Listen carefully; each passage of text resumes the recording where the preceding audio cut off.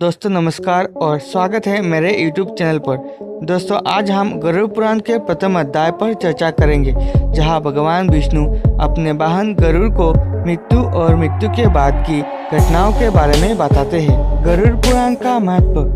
दोस्तों गरुड़ पुराण मृत्यु और मृत्यु के बाद की घटनाओं का विस्तृत वर्णन करता है। यह हमें सिखाता है कि मनुष्य को कर्मों का ध्यान रखकर जीवन जीना चाहिए। यदि हम पुण्य कर्म करेंगे तो हमें मृत्यु के बाद स्वर्ग के सुख प्राप्त होंगे। आइए दोस्तों वीडियो को शुरू करते हैं। उससे पहले अगर आपने हमारे चैनल को सब्सक्राइब नहीं किया है तो पहले चैनल को सब्सक्राइब कर ले। दोस्तों गरुड़ पुराण के अनुसार मृत्यु के समय मनुष्य अनेक परिवर्तनों का अनुभव करता है। शरीर ठंड होने लगता है, सांस धीमी पड़ जाती है और इंद्रियां शून्य हो जाती है। मनुष्य को अपने जीवन में किए गए कर्मों का स्मरण होता है और उसे भय और पश्चाताप सताने लगते हैं। आत्मा की यात्रा। मृत्यु के बाद आत्मा शरीर से अलग होकर यमलोक की यात्रा पर निकलती है।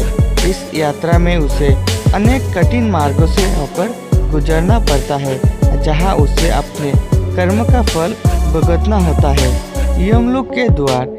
यमलोक के द्वार पर आत्मा का सामना चित्रगुप्त से होता है, जो कर्मों का लेखा जोखा करते हैं। चित्रगुप्त आत्मा के कर्मों के आधार पर उसका न्याय करते हैं और उसे स्वर्ग, नरक या अन्य योनि में जाने का निर्णय देते हैं। नरक के कष्ट। यदि आत्मा ने पाप कर्म किए हैं तो उसे नरक भेजा जाता है। नरक में उसे अनेक प्रकार के कष्ट भुगतने पड़ते हैं, जैसे कि अग्निकूप, जहां आत्मा को आग में झुलसना पड़ता है। शूलभेद, जहां आत्मा को भाले से छेदा जाता है। रक्तपीठ, जहां आत्मा को खून से भरे गड्ढे में बैठाया जाता है। कुकुरदंश, जहां कुत्ते आत्मा को काटते हैं। स्वर्ग के सुख।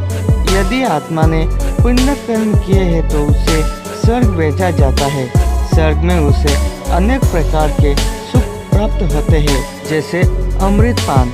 स्वर्ग में आत्मा को अमृत का पान कराया जाता है, जिससे वो अमर हो जाता है। अप्सराओं का नृत्य। स्वर्ग में अप्सराएं सुंदर नृत्य करती है। दिव्य भवन।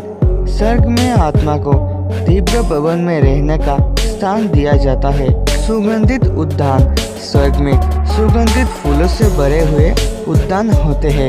अगले भाग में हम यमलोक के विभिन्न क्षेत्र जैसे यमपुरी, वैतरणी नदी, यमसदन आदि के बारे में विस्तार से जानेंगे।